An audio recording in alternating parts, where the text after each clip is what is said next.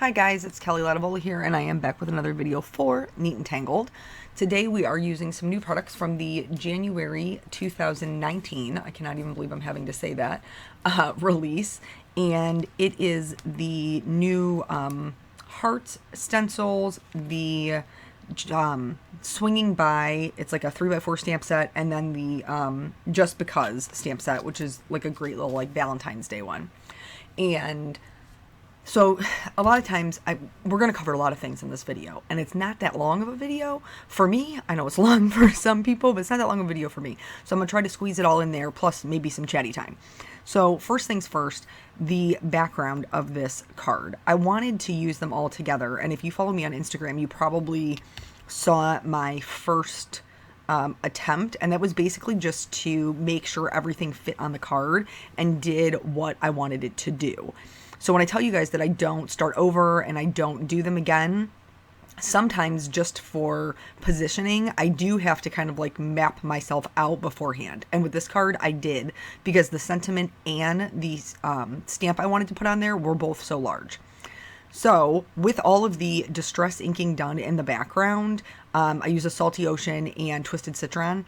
I'm going to heat emboss this Love You. First things first. First embossing tip of the day. If you are embossing on a distress ink background, you had better make sure, listen to what I'm saying, better make sure that that background is dry, because distress inks are designed to stay wet longer. You can emboss with them. So if you don't make sure you have dried this thing down like nobody's business, your embossing powder will stick everywhere. Tip number 2 for embossing. Make sure that you're using some sort of anti-static tool. I was one of those people for the longest time that I was like, I don't need it. I don't need an anti-static tool. My embossing's just fine. It actually is really super helpful. So even if you're not using, like, you don't want to, spend the money on some type of tool, use a dryer sheet. Like anything that's going to get rid of the static. Most of us have dryer sheets. You can pick them up for like a box of like 100 of them for like $2 at the dollar store. Do that. I also, when I have large sentiments like this, where it's going to cover a large surface area, I stamp them twice. That's where like something like the Misty or some sort of stamp positioner kind of comes in handy. I stamp them down twice to make sure that I'm getting good coverage. And also I preheat my gun. So the whole time I'm doing all of the stamping and anti-staticking and all of that, my heat gun is already on, and this is going to help prevent warping of your paper, especially if you have something as large as I am embossing here, or if you're doing like a full background embossing.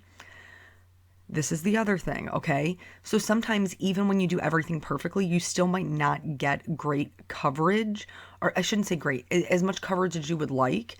And so again, back to my Misty, and I just relined it up, and I'm going to do the same thing again. I'm going to emboss it. I'm going to like double emboss it. What if like twice baked potatoes, like how you bake the potato and then you pull all the stuff out and you put the stuff ball back in and then you put them back in the oven? That's what we're doing. We're doing the embossing twice, because it's going to be worth it. I didn't really feel like it was as solid as I would have liked the first time around, which could be, a multitude of things, that I've never used the stamp before, that maybe I didn't give it great pressure, that I need to re-ink my Versamark pad, which I do, self-admittedly. But anyway, so I'm going to emboss this again. And then I was much happier with it. If even after you've done all of these steps, you still have some like bald areas, which I still did, but I fixed it later, and I apologize that it wasn't on camera. Take a white gel pen and fill in those little dots. Fill them in, and nobody will ever know that your embossing wasn't like 100% solid. Moving on to the background. So these little like floating heart stencils, I think that they're totally adorable. I love anything that has to do with hearts, and I'm sure I will use them a ton. I thought that they would be adorable little clouds in the background, and so I'm using some unicorn pigment ink from Hero Arts, and I swirled it on just like I normally would in like the circular motions, and then I picked up some more ink, and then I went back in and just kind of pounced it in a few different places so that it wouldn't all be the same like shade of white. There would be some that had more, like it was more opaque versus more transparent, and I really liked the way that it came out. You saw a couple of areas where I just moved it so it didn't look I wanted it to look like they were floating off the page, is pretty much what you got going on. That's why I did it the way that I did it. Now, moving on to stamping this adorable elephant and this sweet little girl. I think it is such a cute little set. And I love like the 3x4 stamp sets. You guys know, if you follow me, I use them a lot because I feel like it's super cute. You get a couple sentiments, you get, usually one large image, maybe two large images. And I just feel like they're kind of like a great deal for their price point comparative to what you get. Now we're moving on to the Copic coloring. This is pretty standard for me, starting with my lightest color, working out to my darkest, from my darkest back into my lightest. That's how I like to roll with these. My C1 was kind of drying up, so I had to take a little break and re-ink. So you'll see when I come back, it's going to be much darker. Yeah, just anytime you're like coloring with your Copic markers or any refillable alcohol markers, make sure that you have enough ink in your pens, because if you don't, you're going to ruin your nib, and then you'll be sad because you'll have to replace that too. So anyway, I always color everything as if my light source is in the top right hand corner, because that's how I was taught when I was in high school and the one art class that I took and then failed. So that's just, it's kind of holdover from that. You can color it any way that you, with your light source in any way, or color it without a light source, because it doesn't matter. I mean, really, it doesn't. But I know a lot of people talk about how they want to work on their shading. So my recommendation, as always, is find a way that you like to color with your light source in an area, and then just keep doing that. There's no reason to learn 6 different ways that the sun can shine on your image when you can find one that you're comfortable with and stick with that one. So what did I do today? What were we going to talk about today? I don't even really remember. I had my, so I did a painting class, at a senior center today, in the city that I work in. It wasn't for the city that I work in. It was just, because I wanted to go do that. And I have done it in the past, and I'd kind of gotten out of the habit of it, and I wanted to get back in the swing of things. So one of the ladies that I've known forever, from work, was moved over to that position running the senior center. And so I contacted her and asked her if she would be interested in doing a class. I told you guys this already. But anyway, so I did go. It had snowed here yesterday. Yeah, well, basically for the last 2 days is pretty much what the deal is. It had snowed quite a bit. And I had so much running around to do. I had work in the morning. I worked day shift, and then I had a little bit of just like a teeny tiny break, because after that I had to go to the college because it was orientation for our next academy. And then so I did that. Then I had to go pick up Peanut from my mom and dad's house, because they were looking after him for me while I was at orientation, and then drove him home in the snow. And then this morning we got up. I took him to school, then got ready, and because of the night before, the weather getting in my way, I actually did not make it to the store to buy my canvases. And I needed them. So I was like rushing in the snow to get my canvases to make it. And then I couldn't find the door that I needed to go into. But anywho, I made it there. It all worked out. So I had about 5 people that signed up for the class. And then once we were in there, we had 2 more people show up. So I had about 7 total. And it was fun. I really like teaching, and it doesn't really, I guess it doesn't really matter what the, what the arena is for that, whether that is, I've taught at women's shelters, I have taught at, senior centers, I have, obviously teaching college now, and I just really like, I really like when people kind of get it, and then they feel accomplished and feel proud of themselves for the things that they're doing. So I'm hoping, card making wise, to maybe teach more in-person classes in 2019, and so I am looking into that. I haven't figured out a way that that's going to work for me with my kind of crazy schedule yet, but it's definitely something that I am looking into and trying to make work. So hopefully at some point I'll be able to offer you guys classes, so that if you wanted to, come to me, because I can't come to you right now, not with Peanut being so young, and take some classes, that maybe that's something that we could do together. So yeah, I think that'll be good, and I'll keep looking into it.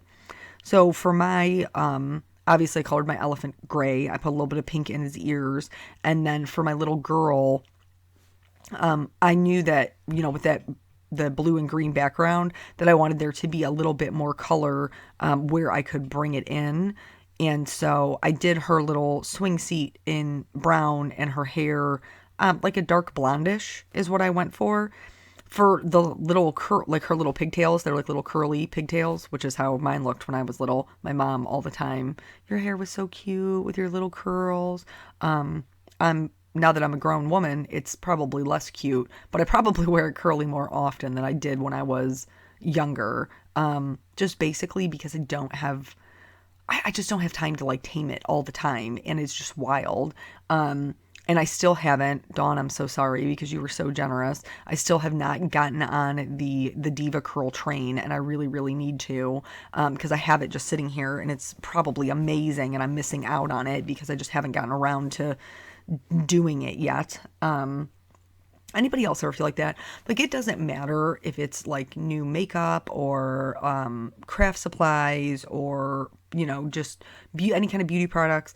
Like, I am notorious for, I will pick the thing up. I will be super excited to try it. Life will just take over. Like, life will just get in my way. And then it's like 2 months later before I can even get to the thing. It's so frustrating sometimes. And I don't know. Like, I look at it like the hair product thing, okay? Like, I would love to try it and I would love for my hair to be more manageable, and it would literally just take me like digging it out of the box, but I am so set in my routine, and my routine only takes me X amount of time. I think that's why I'm hesitant to do it. Like, even doing this. I love doing videos. You guys know that. I like chatting with you and the connections that we make, and ooh, we're going to talk about that too. We're going to talk about connections. We're going to come back to it. Ooh, maybe not in this video. We might not have enough time. I might have to get you on tomorrow's video. Maybe tomorrow's video we talk about connections. Okay, come back for that. But anywho, so like it would just be like me going down the hallway and getting into these boxes, but it would require me to change my routine. And because I have so little free time in my life, I don't like changing my routine when I know that something, kind of works for me, even if it's not like the best works for me. And I really wish that I was better about doing that. Like, I wish I was better about forcing myself to break that routine. So, anywho, back to this card. I gave her some little polka dots on her shirt, and then I outlined my whole image. I am going to be die cutting this out. You can see the little black fingerprints on the left-hand side. Those are Peanuts.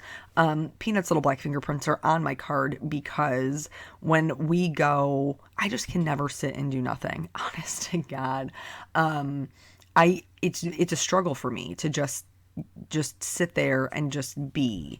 And so typically, like, when we go to my mom and dad's, for anything like family related, I usually bring something with me, whether that is like a cross stitch or my sketchbook or stamps and my Copic markers. And Peanuts have been really, really into making cards with me lately.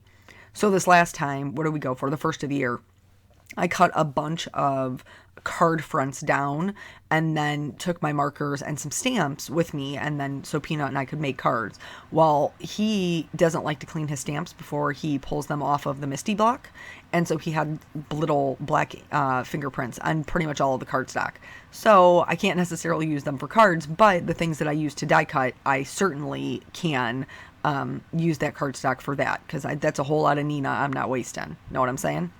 For the Love You, I wanted it to look cloud-ish in the sky, but it really was very hard to read. It wasn't exactly legible. So I just gave it a little drop shadow with that same black EK Success pen that I do all my outlining with.